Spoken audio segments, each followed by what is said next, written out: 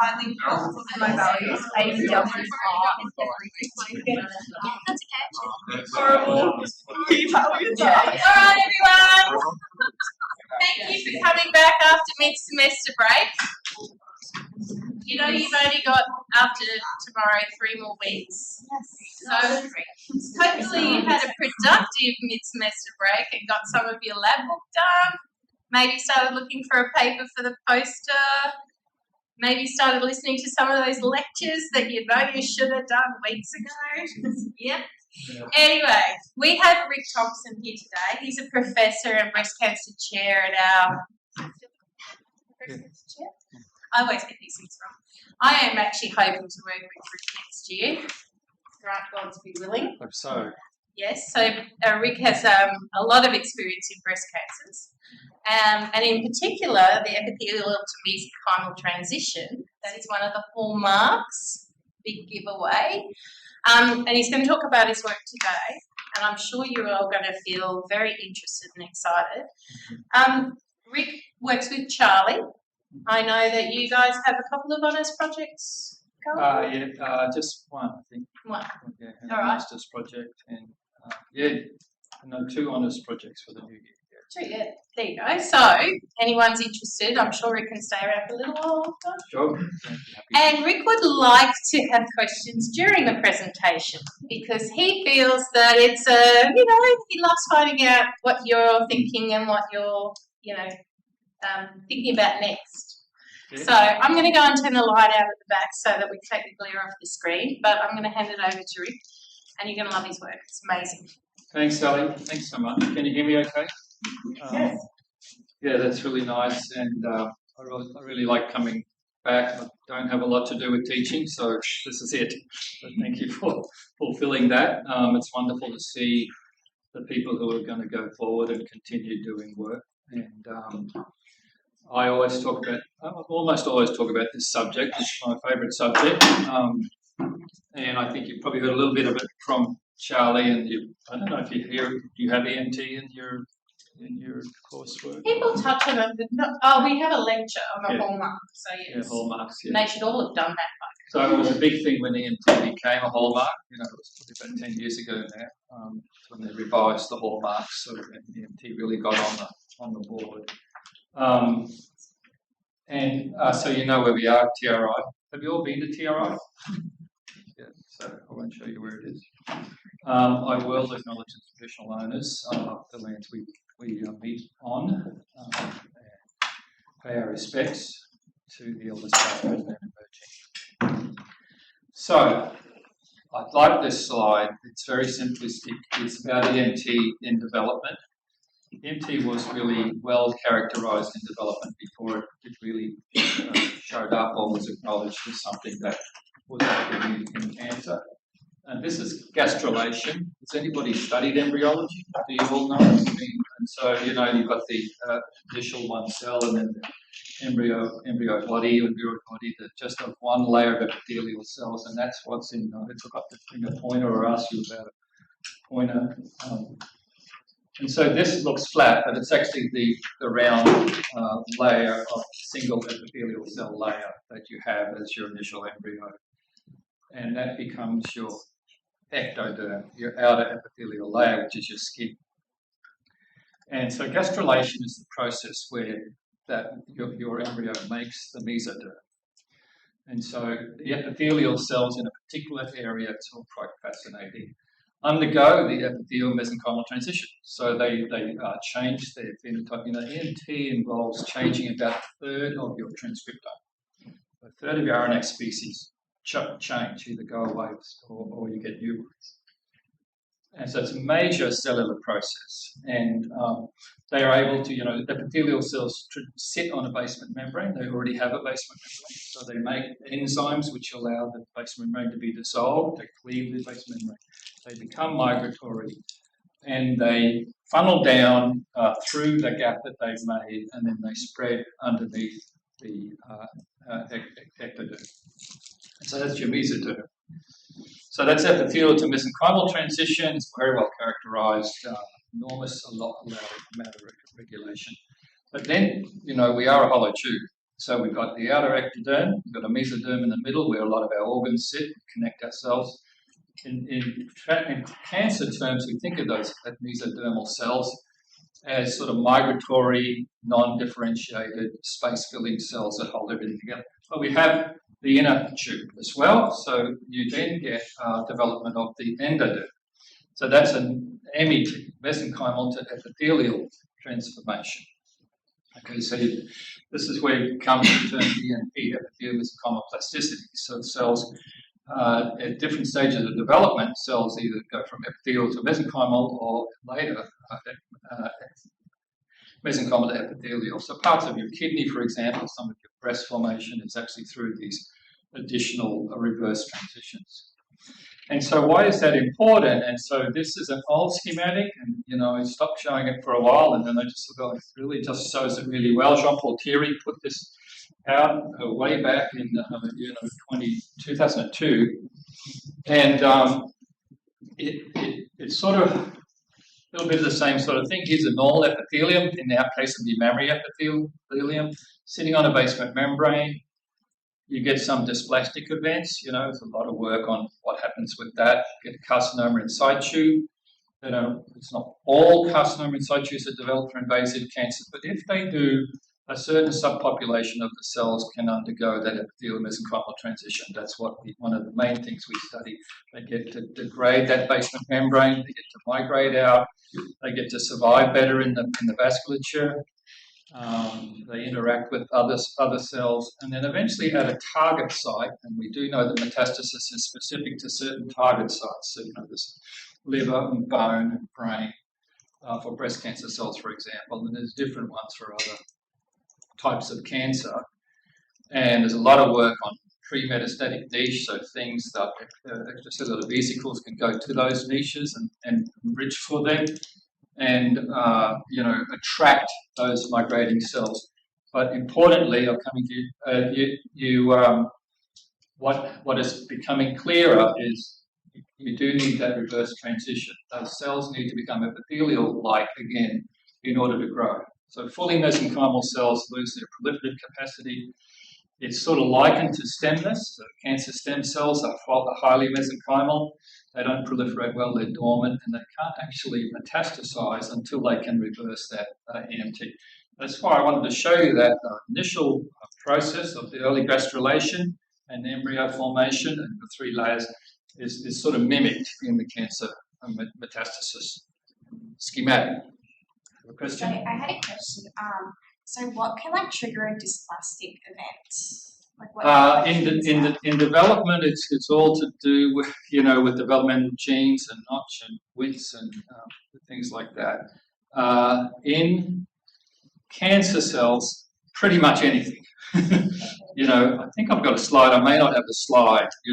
But you have growth factors, interactions with other cells, hypoxia, mechanical stress, mutations, epigenetic changes. There's just, so many different things that can regulate it. And at a molecular level, there's also a lot. There's some pioneering transcription factors that drive DNT in development, and to some extent, and a lot of them are regulated in cancer too.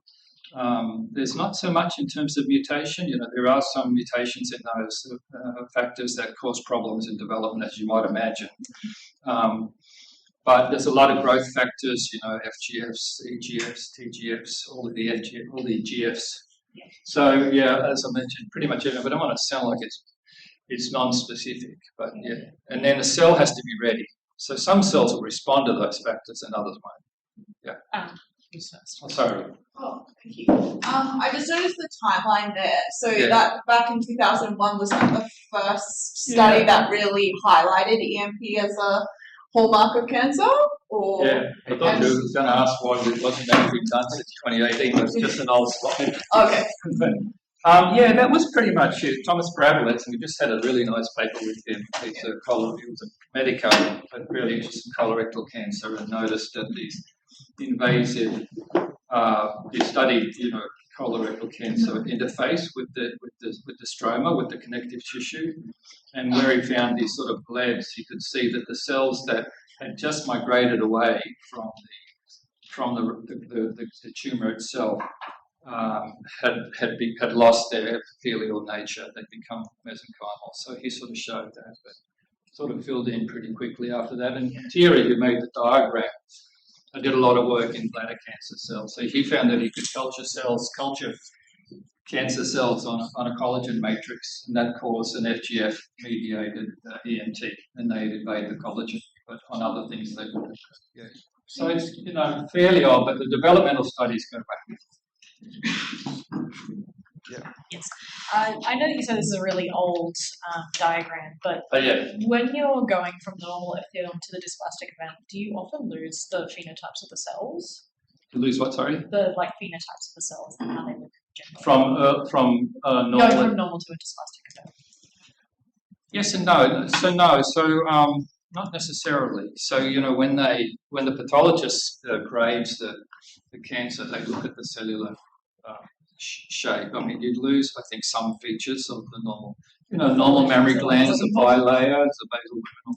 That'll fill in, but they won't look very, very different. But then as they become more dysplastic and higher grade tumours, they lose the tubules. They scored a number of tubules, and they also become more elongated. And but there's a huge range. Yeah. But yes, they do. Yeah. I mean, this is starting 2001, but when did we actually figure out that change in embryological development going from the EMT to the MET? And then bringing it back to this sort of behaviour? Well, that's a really nice question. In fact, this study that I was involved with, Christine Schaffel was a graduate student, Elizabeth Williams, my wife, and I was her supervisor. And there was an understanding because of the role of EMT, MET in development that this could happen. But I think we discovered Christine, now a curriculum professor in Sydney, just received $25 million from the National Breast Cancer Foundation for a 10-year grant to really knock breast cancer over. She should be my new best friend. But sorry, I couldn't resist that. But we had the first model, and in fact we were looking for EMT, and we're looking through this early Affymetrix gene array data, and it looks like EMT, but it's backwards. And that model, when it was a model where we put bladder cancer cells directly into the blood, and when they made bone metastases, we characterised the bone metastases, and compared to the cells we put in, they become more epithelial. Right, okay. But, since then, and Brad Blatt's also touched on it, but without dwelling on it. And then since then, these two papers together, Tsai and Akama, proved that if you couldn't, in cancer cell back-to-back papers, if you couldn't reverse your EMT, you couldn't have metastasis. So they both had metastatic models, but if they manipulated them so that they That makes sense, yeah, of course. And so it's become, you can imagine though it makes it a bit tricky. Okay, so if you're looking at ways to attack cancer, you say, okay, well, cancer's a growth problem, so stop growth, which is what we mostly try to do. But if you've got something like EMP, and sometimes it's good to be epithelial, sometimes it be mesenchymal, it does get difficult. And I'll touch on that a bit later, because you've got this sort of double-edged sword. I knew you were going to ask one eventually. I've got a question. What would be some other key studies that have happened after 2018? Oh yeah, there's really a lot. I'm sorry. Any particular ones? Pashichenko was really good, and I think I showed that later. They were the ones that really proved that, or showed that the hybrid cell, I haven't really mentioned hybrid cells yet here, but I will in a minute, have more metastatic potential. And Fishenko. Then there's been quite a few studies on how EMT affects immunotherapy. So EMT is also an immunosuppressive event in carcinoma cells. So it switches on things like the PD-1, PD-L1. And so the EMTs and then therapy resistance. So when you select cells or look at cells that have been treated with chemotherapy, they have more EMT. And so those have been important studies. I should have filled it in or just deleted that. I just got lazy. But thank you. Yeah, there's plenty. And I think I'll show you a review article later, which we actually just really wrote recently. It's got a lot of articles. Sorry, I know you need to move on, but I don't mind if we never. I just had a quick question. You may have covered it and I just missed it, but what actually triggers the EMT and the MET events? Like, do we know what that is or not? Well, we don't know exactly. Okay. You know, we know that a lot of things can. Yeah. You know, lots of different studies, and there's, you know, there's actually 50 to 70 papers a week Okay, wow. on EMT in cancer. It's Yeah. really hard to keep up, and a lot of them, well, my favourite factor caused EMT in this particular system, or whatever. And so that's why I think there's a good question about there. I must do that slide in there. So it's probably about another 4 or 5 key papers that are more global, broader. And so, yeah, so it's different to a lot of different cancer programs. It's not just where mutations are really major. There's a lot of epigenetic regulation of EMT that people are focusing on. And so you can't say, well, it was mutating away because it's lost its DNA repair and then it hit this particular, so you don't sort of have that clear path. Yeah. Okay, that's what it does in particular cancers.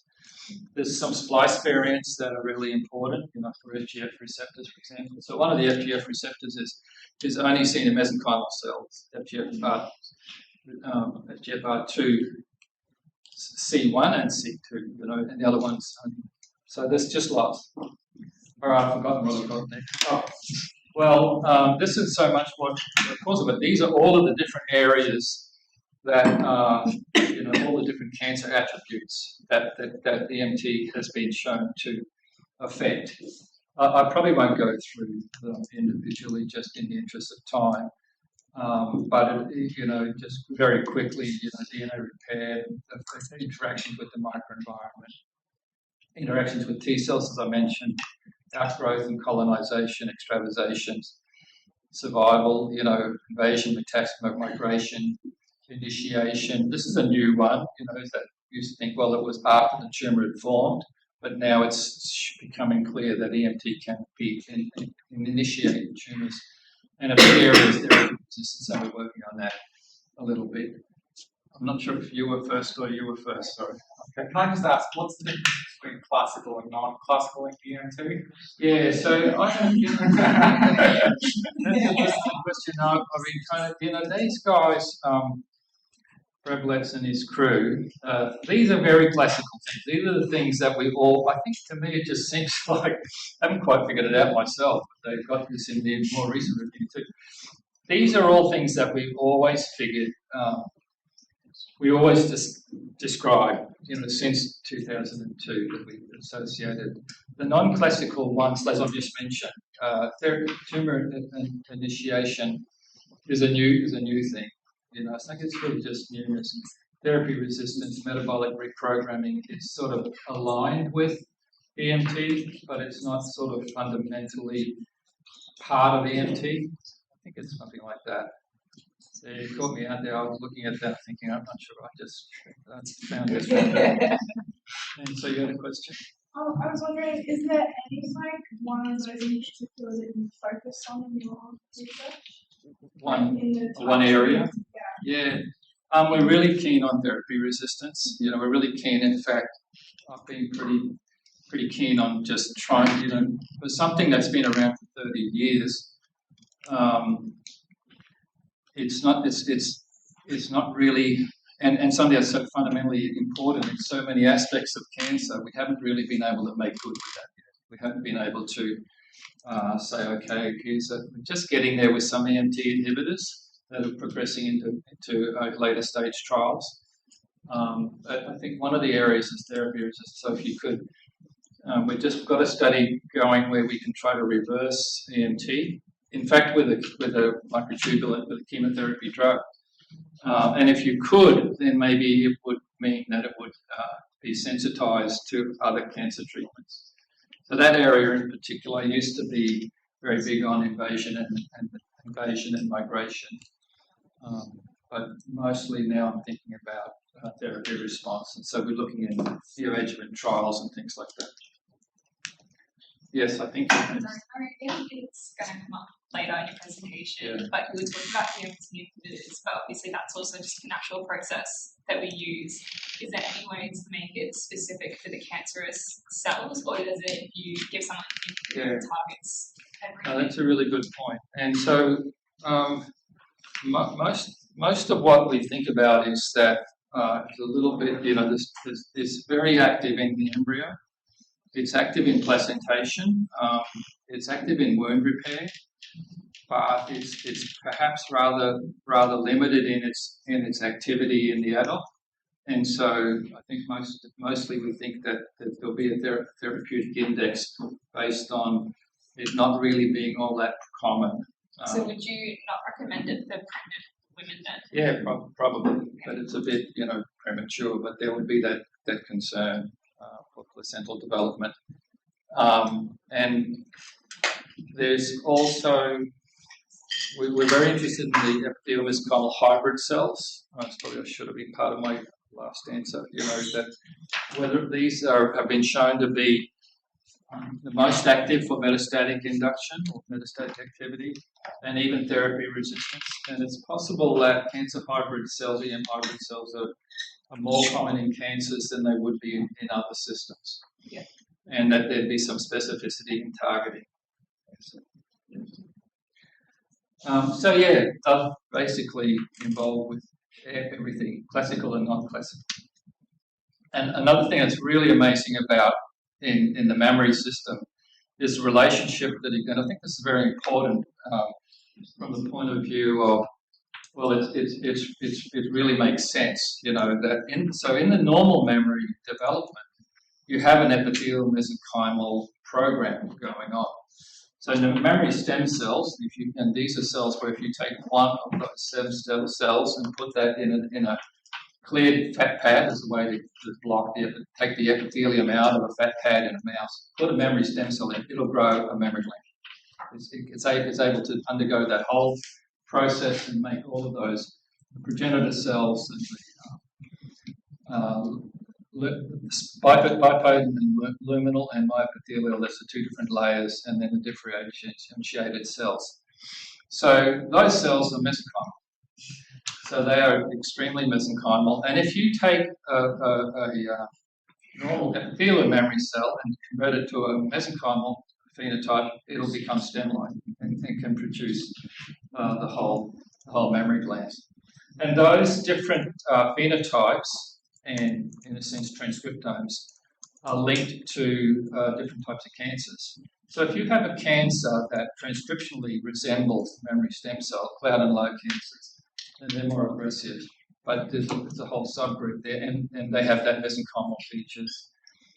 As you go down here, they become more epithelial, and then you've got these basal-like ones in the middle. And what's really terrific is we have a lot of different cell lines. This is just 51, I think something over 100 now. And the cell lines can be divided into those groups as well. So you have luminal cell lines which resemble those epithelial tumours. You have basal-like, or basal A we call it, which are this group here, and you have basal B or mesenchymal cloud and lobe. And so we use these different cell lines to study EMT effects in breast cancer systems, as I'll show you. These are just different individual genes, mesenchymal genes, momentum, for example, very high in these basal ones. E-cadherin is a fundamental epithelial adhesion molecule. And so it's generally present, but sometimes not in the luminal lines because there's other ones that can take its place. And very low in the mesenchymal. N-cadherin is a counterpart in mesenchymal cells. So these are homotypic cell adhesion molecules and fibronectin mesenchymal. So I always like this, to realise that there's resonance between what's happening in the normal mammary gland and the types of cancer cells that you get and then the cell lines that we have. And I'll show a little bit of data from this MDA-MD468 cell line, one of the basal A. It's actually triple negative. It doesn't have the therapeutic receptors.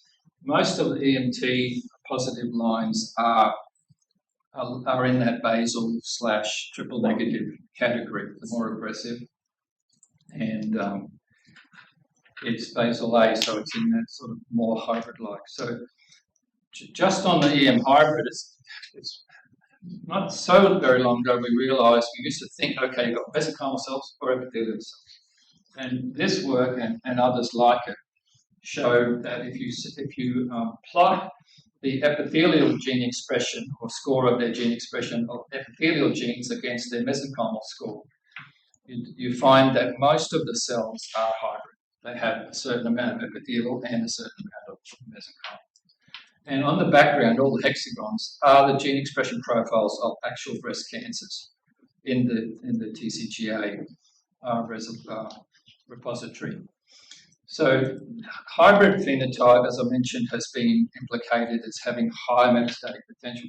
The basal A group is more hybrid, and 468s are in that hybrid zone.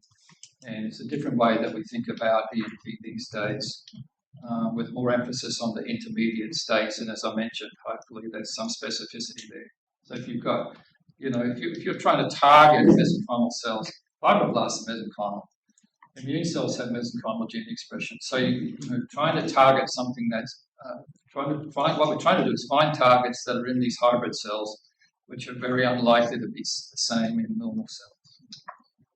And so just a little bit of data of how we did things.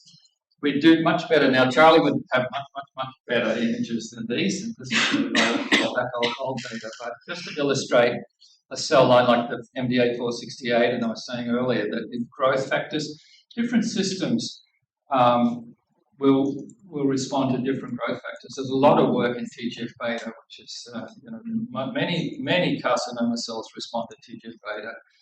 And these ones happen not to, but they really like epidermal growth factor, EGF. And if you treat them with EGF, so that's no EGF, so plenty of E-coherent, the epithelial molecule, you should be able to see it at the cell junctions. And there is a small subpopulation of cells in this culture, 5 to 10%, which are mesenchymal, and they have vimentin expression. And that little bit, that sort of subpopulation or heterogeneity in the population is indicative of the EMP state. We've done a bit of work in a couple of different systems. And interesting, if you separate those mesenchymal subcomponent, culture them for a while, you'll go back to being a mixed population, about the same proportion. So we're not sure what governs that. But if you treat the cells with EGF for 3 or 7 days, you can see the vimentin coming up, and it's not really clear, but the E-coherence going down. And you see it in the merged image here. So a little bit less pink, more green. And we can get the similar thing with hypoxia.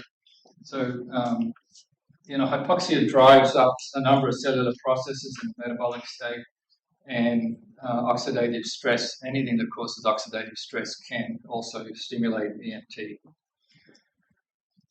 What's really exciting about this model is we find evidence of that EMT in vivo, in mice. And in fact, I'm only aware of 2 studies where we see constitutive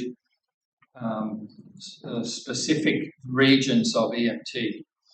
And the other one's in a very obscure chapter with a difficult to obtain cell line. But this one, what we've done here is not, these days, we'd also have much better imaging now because we have fluorescent markers and things like that. But this chromogen markers, brown is E-coherent and red is vimentin. So you have to sort of, here's the best example, I think, where you can see, and these tumours actually over here, if you go up here, you see these tumours grow, that particular cell line tumours grow very slowly, and they grow as a vital rim around a sort of necrotic core. They must not have much angiogenesis. So all of that pink stuff is just necrotic tissue, a few islands there, and these are the viable cells at the very perimeter. You can see the 150 days is a really long time, for a xenograft model, not something Sally be testing her drugs in. And they're also very poorly metastatic, this model in the mice we used at the time, SCID mice. So there's a lung metastasis, but we would see about 3 or 4 metastases in the entire lung of the mouse. But we could quantitate it. But here you can see 2 things. One is that at the edge of the necrotic core, which is where you expect the cells to be hypoxic, In fact, we did stain them with HIF-1 alpha, which is the hypoxia-inducible factor. You can see they are indeed hypoxic cells at this interface between the viable tissue and the necrotic core, and they're also Vimentin positive. Those are hypoxia-associated, at least, or maybe not induced EMT, as well as at the periphery in places, and not as strongly, but here you can see it quite clearly from this inset, also quite a bit of red. So this could relate to something like the EGF-induced EMT that we see. So we've been very interested in waiting to study this model further. I think we'll finally get to study it now because we've got some more funding. And this is a viable island. So these are one of these islands, these viable cells. You can see the Vimentin around them as well. So we did do some, and when you look in the lung, as I mentioned before, what you'd expect, I think, you'd all agree, that these cells in the lung, the metastasized cells, will be epithelial. And they indeed have pretty reasonable E-cadherin and virtually no apparent Vimentin. This is the original primary tumour. It's not to say that's the region it came from, but just as a comparison. This is just human human-specific antibody to prove it's a metastasis. And here's the epithelial E-cadherin positive cells in that metastasis. So the model does really pan out, and we're really excited about this model. And the other work we've been doing has been in tissues. As I mentioned, we're really interested in what the role of EMT in therapy resistance. This is just one slide about this study to illustrate our ability to see, cells stained here with cytokeratin 19, epithelial marker. We often use pan-cytokeratin. Cytokeratin is only seen in epithelial cells. And so these are the tumour cells. You can see them here, and this is the Vimentin. The Vimentin is very strong in the mesenchymal stromal cells. All the fibroblasts are Vimentin positive. And so here, though, you can see that those CK-positive epithelial cells also have a bit of green Vimentin staining. And so when you see the image together, it's orangey, illustrating that they're the hybrid, EM hybrid cells. Some cytokeratin, some Vimentin. And we looked at just a small number of locally advanced breast cancers that were treated with neoadjuvant therapy, where it's like you're treating neoadjuvant means adjuvant therapy, but prior to the surgery. Adjuvant therapy, by definition, is in addition to your surgery. So usually after your surgery. And so they treat for about 6 to 8 months with 3 different chemotherapies. And they do this to debulk the tumour, or in some cases the patient's not quite ready for surgery, reduce the margins to make it better. And more, they're a terrific exploratory tool. In fact, there's a whole regimen called I-SPY, which sequentially treats breast cancers neoadjuvantly with different things until they find something that's working really well by monitoring, by imaging, and say, okay, we're going to treat them with that. So that's becoming sort of more popular. And now for triple-negative breast cancer, just in the last year, it's been shown that if you treat at that time, before surgery, with immunotherapy, I think you've probably all heard about immunotherapy, breast cancer tends not to respond well to immunotherapy, but triple-negative tends to respond a bit more. It just has a bit more higher mutational burden. Treat with them neoadjuvantly, this gives better outcomes. And so just about all triple-negatives these days get neoadjuvant immunotherapy, as well as ongoing immunotherapy. Question at the back. Sorry, I think you've already explained this, but what does neoadjuvant actually mean? Yeah, so neoadjuvant means, I think the neo bit means prior to the surgery. And then adjuvant therapy is, their adjuvant means additional to. Okay. Yeah. So the patient comes in, they've got a nasty looking tumour, and they decide we're going to treat them with chemotherapy before we do the surgery. Right. And for various reasons. And so what was amazing to see in just 17 patients was that if they had post-neoadjuvant EMP, so if they had evidence of that hybrid state, we excluded Vimentin only because T cells or immune cells within the epithelium can be Vimentin positive. So it's only cells that have both Vimentin and cytokeratin they had a survival. They had poorer survival. So they are this red arrow here. So if they had EMT after therapy, so I guess it's indicative that those cells were resisting the therapy, then their survival rate in this particular study was 22% versus 75%, and it was significant below. A study of 17 is not very reliable, but that's what we got. And we have a similar study, a different study, a whole different approach to looking at EMT in, again, neoadjuvant chemotherapy. This was before and after breast cancer neoadjuvant chemotherapy. Don't worry about this. This was probably shouldn't have been done. This was done in conjunction with a clinician. We tried to make sure there was representation of all the different classes of breast cancer clinical groups. But there was 50 different cancers. We had done this sort of large-scale comparison of lots of different data sets to identify gene products that would be associated with EMT in a lot of different data sets. And we chose 230 of those, 250 of those that were either upregulated or downregulated. And then we validated those nanostring assays which we developed with EGF and hypoxia-treated MDA468 cells. So we could just get a general sense that, these seem to be behaving the way we thought they should. And then we applied them to RNA extracted from either biopsies before neoadjuvant chemotherapy. So this is terrific. You can get access to the tissue because the pathologist can biopsy that there's a reasonable sized tumour there ready to be treated, or whatever was resected. So that's harder because there's often not enough tissue to access, which is great for the patient. If they've had a pathological complete response, their chances of overall survival, long-term overall survival, are much higher. So it's always good if we can't get that sample.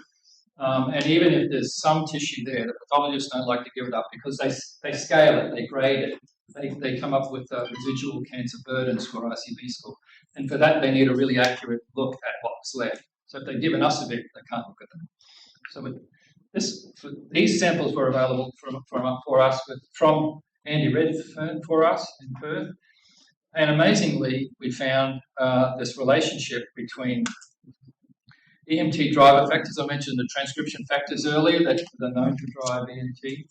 And so if they were higher, if the patient had the presence of these transcription factors after chemotherapy, just the same as we saw in the previous study where the hybrid cells were present, they had a poorer, they had higher relapse rate.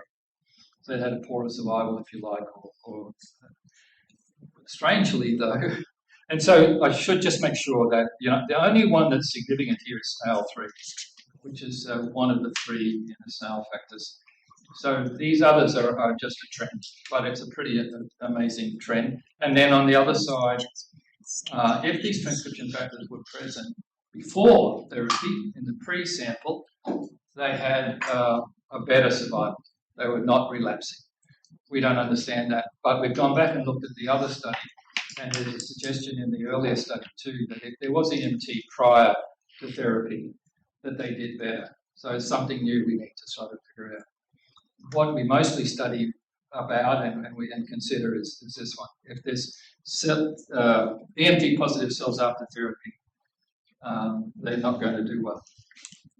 So that was just to illustrate, I guess, different ways to look at tissues, and particularly, I think, very excited about the use of neoadjuvant therapy samples.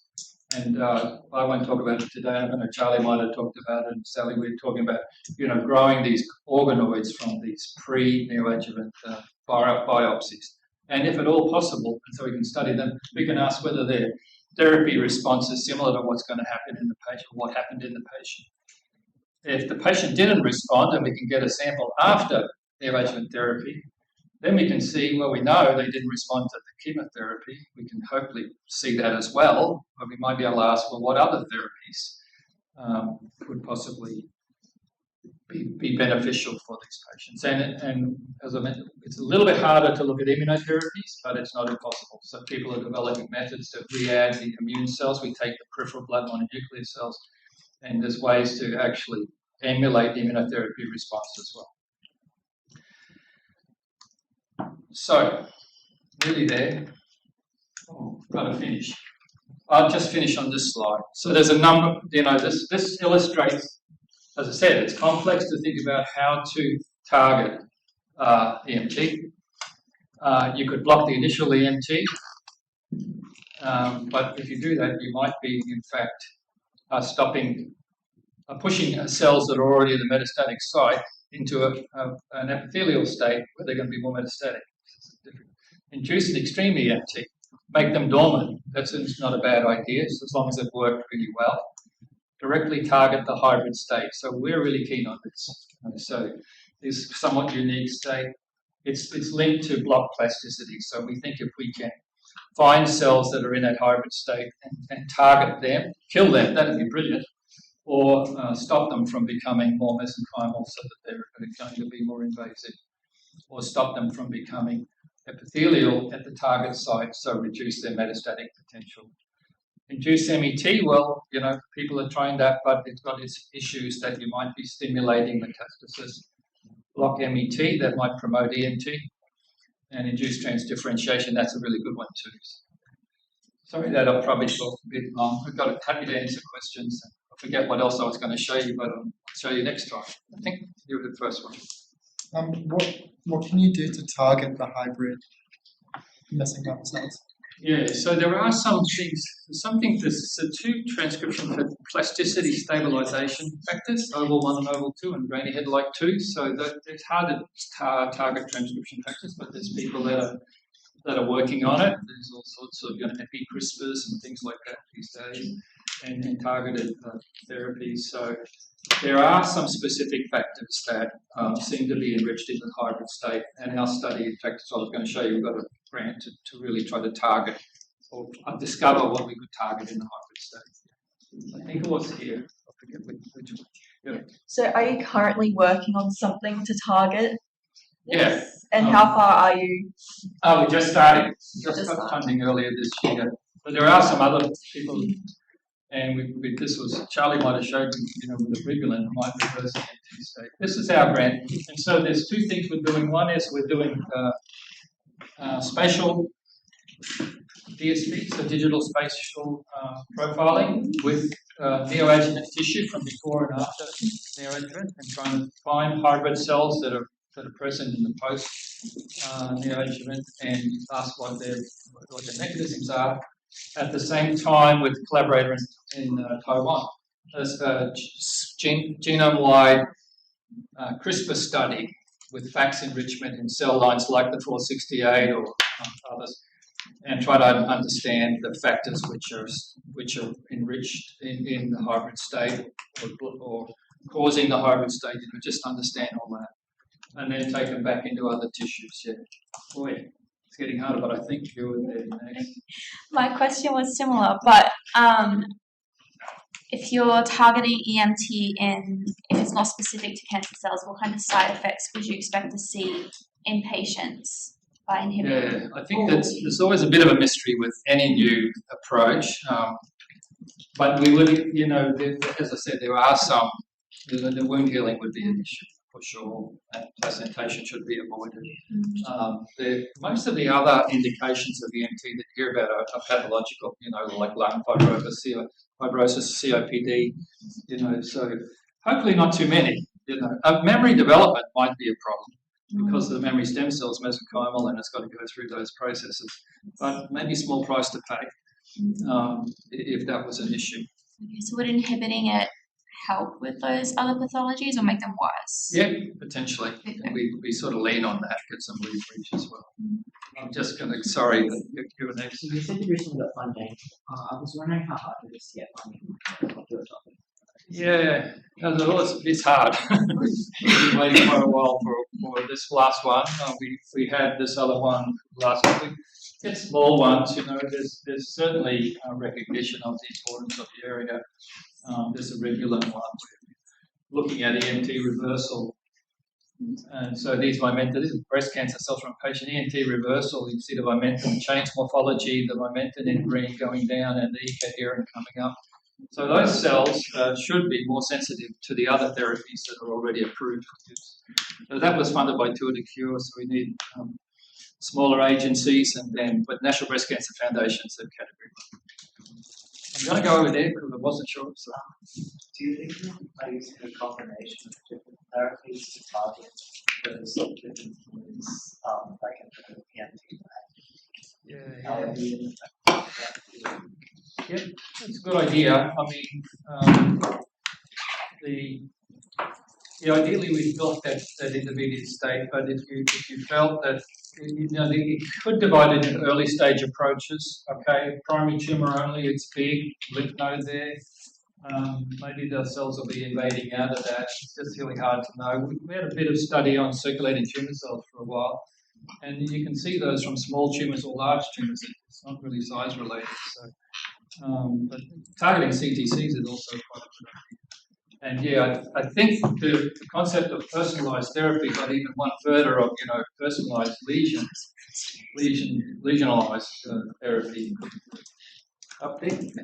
I know it's early on, but like, is there any risks with targeting that hybrid state you were talking about before? Sorry, I got bad hearing. With that target state, the hybrid state, is there any risk with targeting that you think of, even though it's early on sort of thing in the piece? Yeah, we haven't done a comprehensive study, and now I suppose you can get sort of whole body single cell, things to sort of see, well, there's a really good idea actually, something we could probably do. Just data mining, say, well, where else can you find hybrid cells? My hypothesis, and we hope, is that they're rare in non-malignant tissues.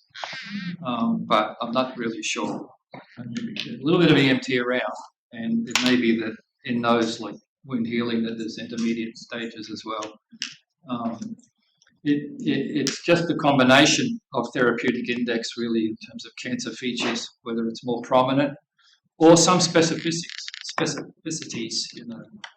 I'd love it if the endocrines are heterodimers. Maybe you could have an epithelial alpha chain and a mesenchymal beta chain, and I'd love to find that, for example. We're going to go diving. Yeah, thanks. Can you help? Yes. Yeah, so it was just a couple of slides back. I think it was the one with the cell, and then it was like darker pink around the outside, and then you said that it was necrotic tissue on the inside. Yeah. Is there any significance to the islands that you said? Like, is there a reason why they haven't like? Yeah. It's actually really interesting, and somebody pointed out that something happens, to these tumors. They kind of get a boost on here, and so I think my hypothesis is that they just lack angiogenic factors, but I think there's really not. I think if you had this type of tumor as your tumor. It's probably a good thing. It goes really slowly. Yeah. But it's a very interesting model, and what's really good about the models, it gives you that diversity. Yeah. Rihanna Caleb Joe, just because it's I don't know if you explained it, but in your slide before about the I can't remember what it was. You were saying about forcing EMT. Can you still pair that with chemotherapy? Yeah, I mean, there's a consequence for doing that because EMT, it will really shut down any immunotherapy. Sorry, I think it's there. That one? Yeah. Yeah.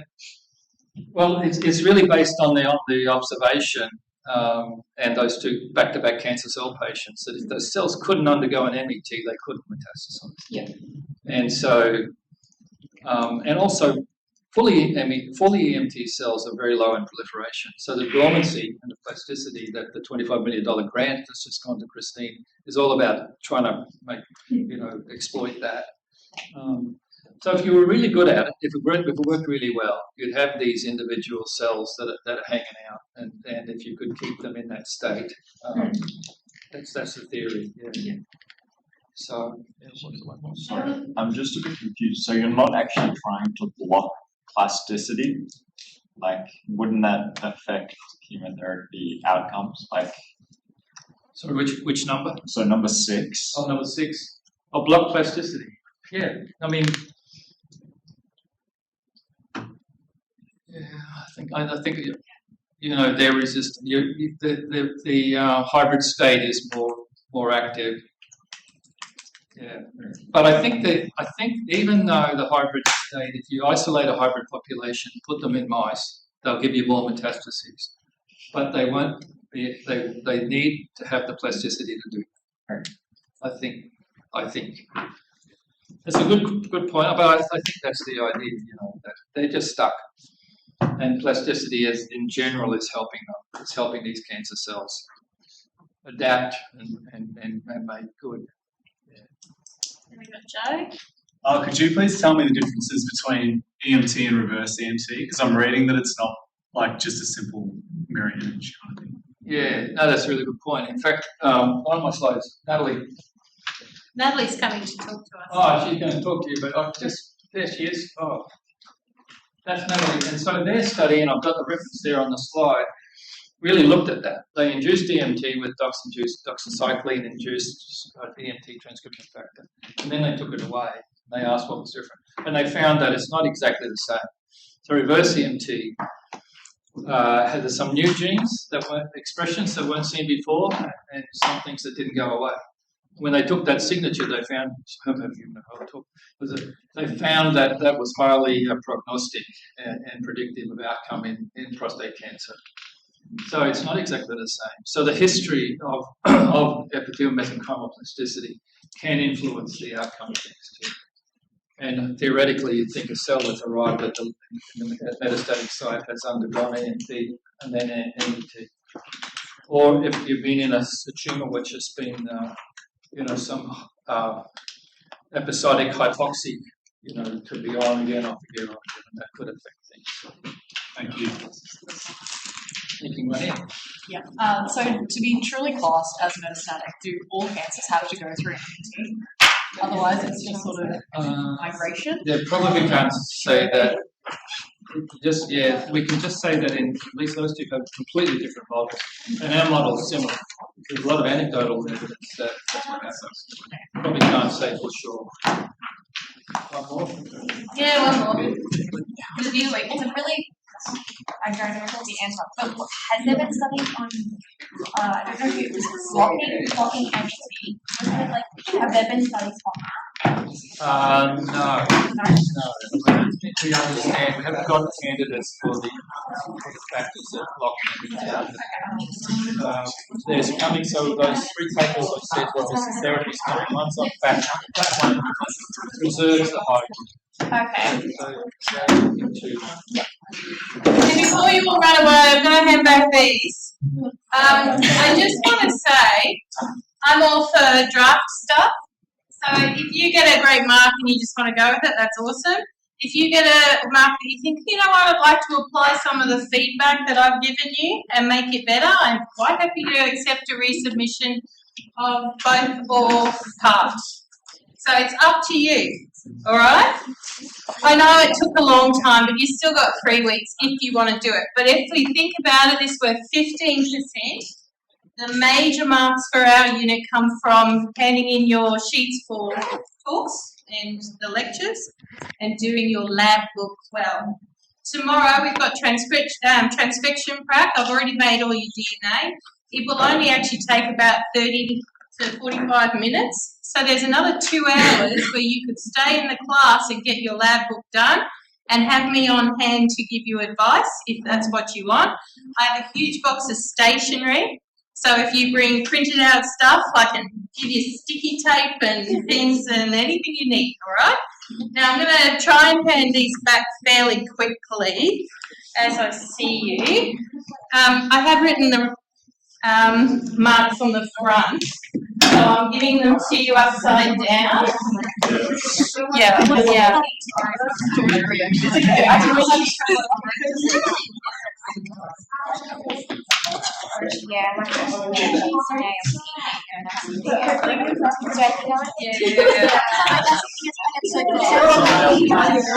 And I know that I can't do it.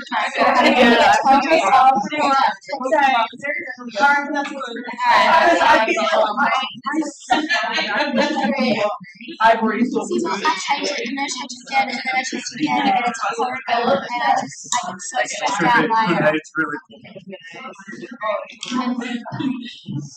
Oh shit. Pass it that way. Yeah, I like that. Up and down. Come on, Joe, you're in the corner. Come this way. You pass it down. Yeah, you can pass it down. I'll show everyone. And Charlotte.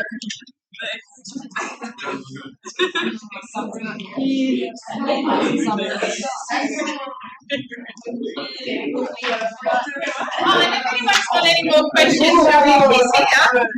Love it. You were here. I reckon that's good.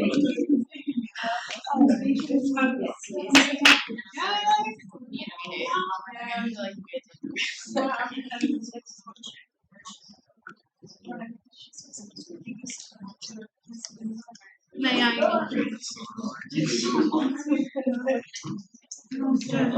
Charlie.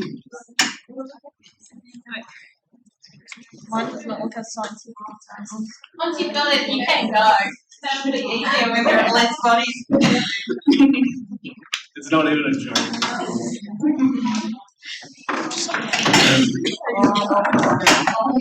Oh, that's Presentation.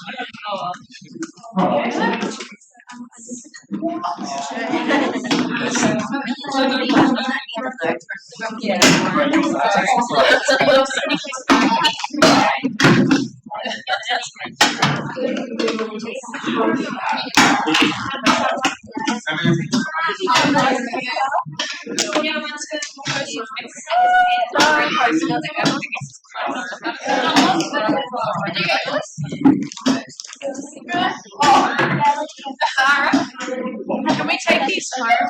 Yeah, do yours. I've already got the marks.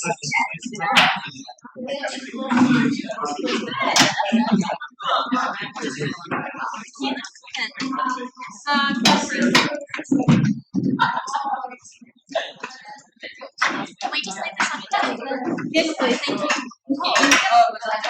you. They're yours, not the marks. I just got a desk over there. Oh, great.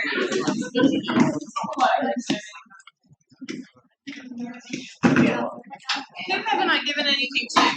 Yeah, or just.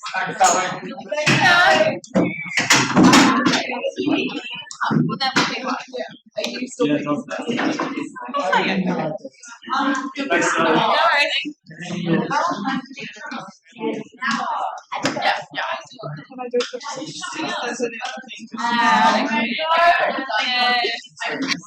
You're probably not working on the LCC one until I can tell you what you're working on. No, you're working on HSBB one. Yeah. ERCC one didn't flow, and I think I gave all of you guys HSBB one. Which we can check tomorrow, or you can send me an email and say, let's check now. You want to hand it's like because it didn't print out too well, so I just had to I can read it again. It depends how you want it to look, right? I don't think I print out. It's still kind of bad. It's kind of so. Oh, that doesn't matter. Can you give them to me, right? Yeah, I don't mind. Yeah, give it to me. And say, this one is meant to be that one. Yeah, and then Right. it's also supposed to not be that white outline, but I don't know that it's not. I don't want to cut up everything. No, this is fine, and this is. Okay, thank you. And effort. You asked a question. Woohoo! I'm so proud of you. I was too. I shouldn't say with such pride in my voice, but I was too. And they found the cells in the blood, already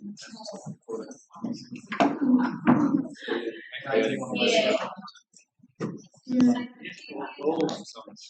Yeah, and so it's transmission.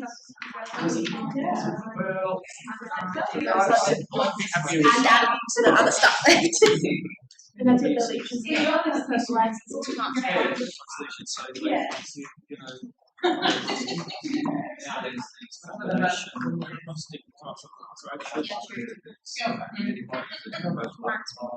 And it's saved as well, so it's not on the other one. Yeah, but anyway, Oh, yeah. it is what it is. Or at least So you like that? I got big pictures. Yeah, so I'll just explain halfway through.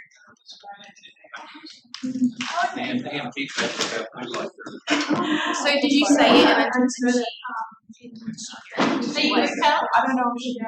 I got no data marks, and apparently I didn't have any data on my nature. Because we haven't done any. I found a nature. Oh, no, Yeah. So I have just tried a whole bunch more. You just email it to me. Yeah, I know what it's meant to look like.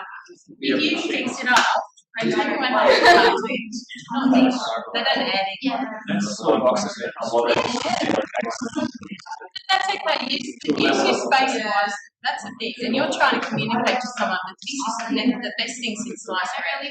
And then you need to invest a huge amount of money to make that happen, right? So that's And they're not going to do it if they look at it and go, yeah, it sounds good, but where's the evidence? Here's all the evidence.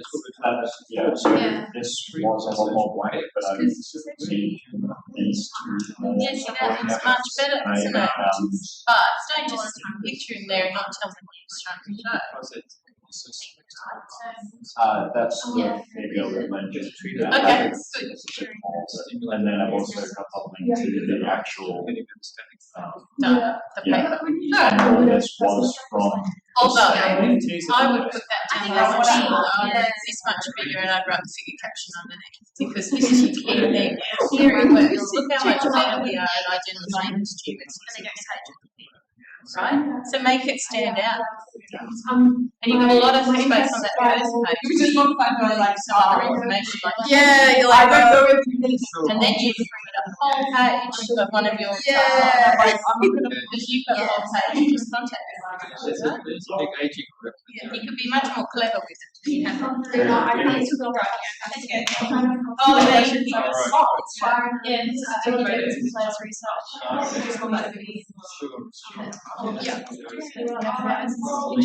Yeah. I just need